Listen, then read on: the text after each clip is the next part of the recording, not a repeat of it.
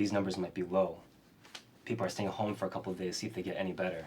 So at this point, I think we have to believe this is respiratory. Maybe fomites, too. What's that, fomites? It refers to transmission from surfaces. The average person touches their face 2,000 or 3,000 times a day. 2,000 or 3,000 times a day? 3 to 5 times every waking minute. In between, we're touching doorknobs, water fountains, elevator buttons, and each other. Those things become fomites. Is this something we want to release to the press, respiratory and fomites? And how's the public going to react to that? Hard to say. Plastic shark in a movie will keep people from getting in the ocean, but a warning on the side of a pack of cigarettes from We're going to need to walk the corner governor store through this before we start to freak everybody more. out. I mean, we can't even tell people right now what they should be afraid of. We tried that with swine flu, and all we did was get healthy people scared. It's the biggest shopping weekend of the year. I think we need to consider closing the schools down. And who stays home with the kids?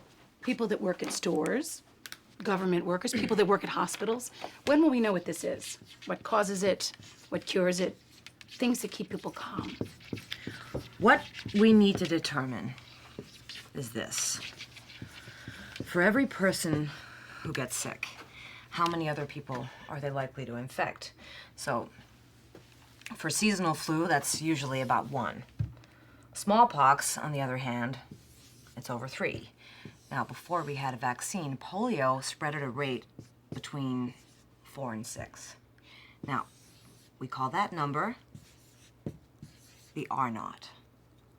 R stands for the reproductive rate of the virus. Any ideas what that might be for this?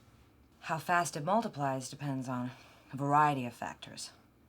The incubation period, how long a person is contagious. Sometimes people can be contagious without even having symptoms. We need to know that too.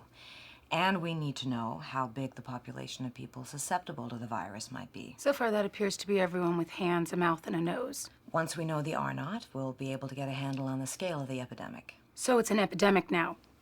An epidemic of what? We sent samples to the CDC. In 72 hours, we'll know what it is, if we're lucky. Clearly, we're not lucky.